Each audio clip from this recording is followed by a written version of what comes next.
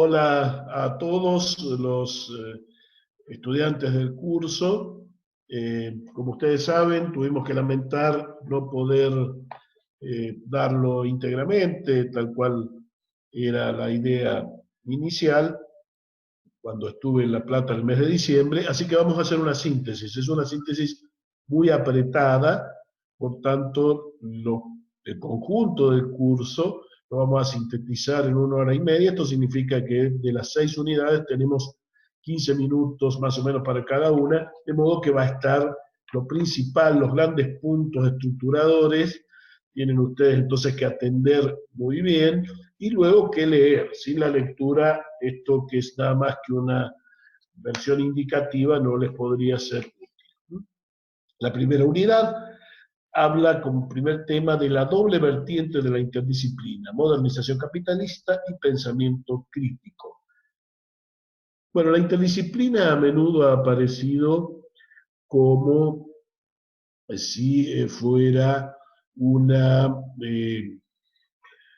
propuesta claramente progresista desde el punto de vista ideológico. Esto es no tan obvio, porque también hay una interdisciplina propuesta desde el establishment,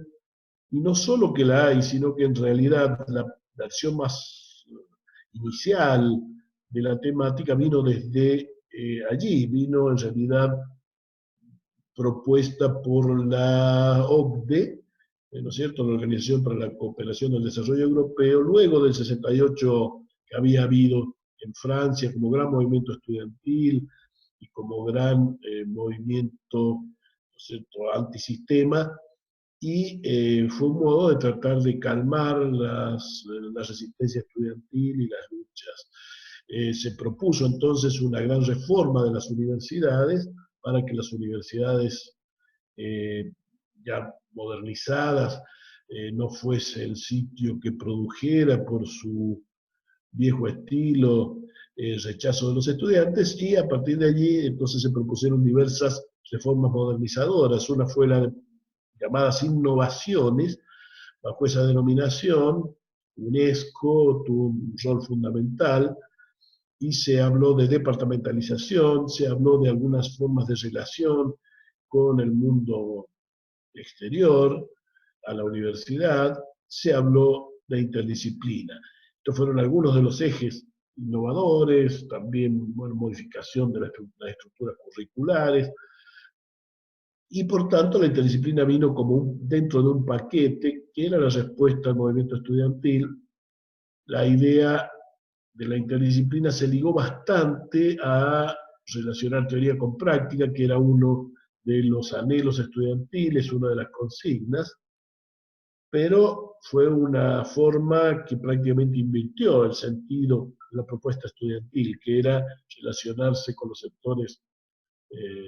populares, relacionarse con necesidades sociales. Se trató más bien de relacionar a la universidad con las empresas y con distintos espacios profesionales que mayoritariamente se asocian a dichas empresas. La interdisciplina apareció como una forma de ligar muy directamente el, eh, digamos, la parte teórica con la parte operativa, ligar la ciencia a la producción, y fue entonces una respuesta que retomaba paradojalmente,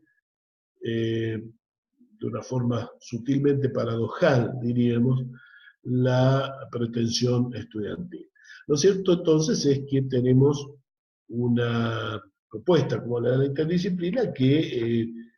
surgió inicialmente desde las derechas, pero como una cierta respuesta a las inquietudes que venían de la izquierda. Y esta especie de ambivalencia ideológica ha acompañado y sigue acompañando a la propuesta interdisciplinar. Lo bueno a rescatar, y como el elemento claro, es que la interdisciplina no es obviamente ni naturalmente progresista, sino que puede ser su lugar recuperado desde posiciones ideológicas contrapuestas, y no hay allí algo intrínsecamente progresivo, porque sí surgió desde las izquierdas o ligado a una versión rara, diría yo, una versión de la idea de totalidad marxista mal empleada, porque para el marxismo la totalidad es la noción que integra el conjunto social en una sociedad y no es la totalidad de los conocimientos, mucho menos aún la totalidad de las ciencias, ¿no? O bueno, a la idea de superar el especialismo más o menos generalizado propio de esta época. Es desde allí que el progresismo ha retomado a la interdisciplina y a veces con la idea de que serviría romper con las estructuras académicas eh, jerarquizantes, ¿no? Esta última idea es una idea bastante confusa, que se ha sostenido muchas veces, pero que tiene poco que ver porque se puede ser tan jerarquizante con unidades académicas interdisciplinarias igual, digamos, que con las disciplinarias, ¿no? Lo cierto entonces que fue en los años 70, ese es el título que sigue en el programa, los orígenes en la década de los 70, en los años 70 que surge la idea de interdisciplina en los términos en que ya lo hemos venido planteando. Para responder entonces estrictamente a la cuestión de interdisciplina dentro del conjunto de innovaciones planteadas para las universidades europeas, en aquel momento, en el año 70, se organizó en la ciudad de Niza, en el sur de Francia, un congreso sobre el tema exclusivo de interdisciplina. Allí se dejó afuera a quienes fuesen críticos de esta idea, que eran críticos sociales en los hechos,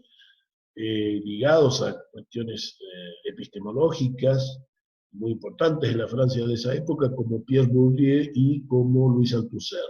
Ninguno de ambos fue invitado. Se invitó a quienes pudiesen consentir con la postura epistemológica de la interdisciplina, no necesariamente con las finalidades ideológicas que se proponía la dirigencia de las universidades, que era calmar el movimiento estudiantil. Pero sí, se apeló a Guy Berger, a Leo Apostel, que era un matemático, figuras que mantuvieron su apoyo a la idea de interdisciplina, y se asumió un texto de Jean Piaget, el gran psicólogo y biólogo, epistemólogo, que vivía en Suiza, en Ginebra, que fuera tan aplicado a la educación, aunque él no fue pedagogo. Y bueno, un artículo de él quizá da la primera idea fuerte sobre lo interdisciplinar. Allí, y lo vamos a sintetizar mínimamente, porque ese artículo lo tienen ustedes en la bibliografía, deja muy claro Piaget deja clara la idea, su idea, de que para él los fenómenos empíricos son muy distintos, los que analizan las distintas ciencias, es decir, los objetos de las diferentes disciplinas científicas obligan a diferentes versiones metodológicas. Sin embargo, dice él que en la medida en que se profundiza el análisis de ese material empírico aparecen las estructuras lógicas con las cuales se explica esa diferencialidad fenoménica, esa diferencialidad que aparece en el mundo empírico. Por lo tanto, hay estructuras subyacentes a lo empírico, estructuras no visibles, que explican lo visible y que son estructuras, digamos,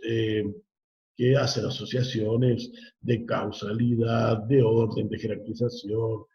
de distintos tipos de ordenamientos lógicos. E insistirá Piaget en que en la medida en que se profundiza esos análisis, se va viendo que los diferentes objetos de diferentes disciplinas tienden a ser comprendidos por las mismas estructuras lógicas. O sea que todos los objetos de las disciplinas fenoménicamente encargadas de cosas muy diferentes, sin embargo, en los hechos se explican por el mismo tipo de estructuras. Esas estructuras lógicas serían unívocas, entonces en la medida en que se vaya profundizando el análisis en cada ciencia, naturalmente las disciplinas tenderán a su convergencia. Es decir, no habría que hacer un esfuerzo interdisciplinario porque efectivamente, operando las mismas estructuras lógicas en todos los casos, se tiende a una especie de, yo diría casi armonía preestablecida, de que las mismas estructuras explican las diferentes disciplinas. ¿Por qué sería esto? Bueno, porque habría, dice Piaget, un isomorfismo entre la mente y las cosas. Las estructuras lógicas de los objetos son la misma estructura lógica de la mente, lo cual hace que, bueno, sea una sola inteligencia, un solo tipo de inteligencia que analiza los diversos objetos, por lo tanto tiende a reproducirse en ellos, pero a su vez eso no deforma los objetos porque la mente humana es ella misma un objeto, es decir, ella es parte de la naturaleza, por tanto hay una especie de, diríamos, tendencia a la adecuación o adaptación de la inteligencia hacia el mundo, o sea, mundo e inteligencia se corresponden mutuamente porque en realidad la inteligencia es una parte del mundo. Esto cierra entonces con una apelación a la psicología de la inteligencia, que es la que desarrolló el mismo Jean Piaget, y que cierra el círculo, digamos, por el cual entonces la psicología sería la ciencia llave, ¿no es cierto?, la ciencia cerrojo, que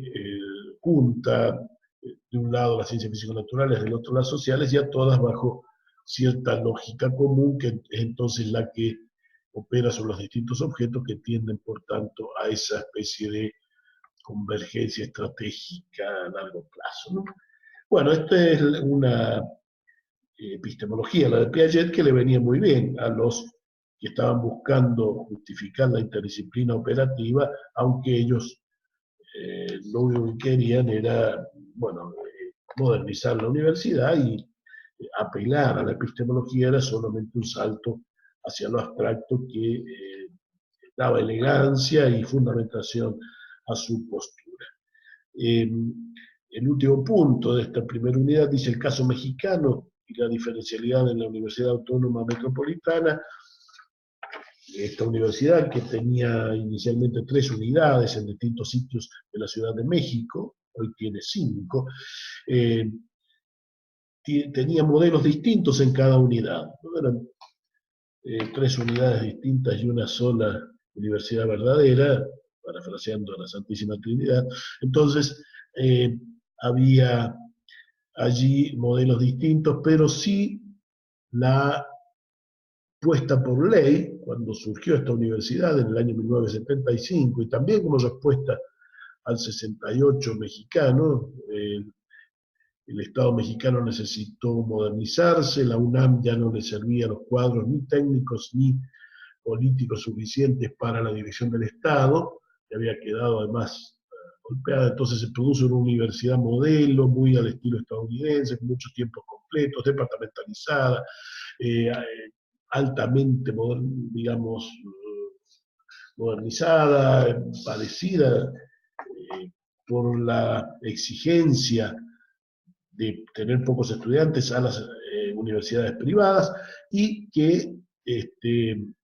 se propuso ser interdisciplinaria por ley. Pero los intentos que hubo no daban con el resultado de una actividad interdisciplinaria clara y siempre fue un problema intentar hacer en la práctica esa interdisciplina que se planteaba desde el punto de vista legal. Quizá la unidad Xochimilco, de la cual vamos a hablar enseguida, con su sistema modular, fuera el caso más interesante y más diría yo, fecundo de aplicación de la idea de interdisciplina y sin duda aquel que buscó ejercerla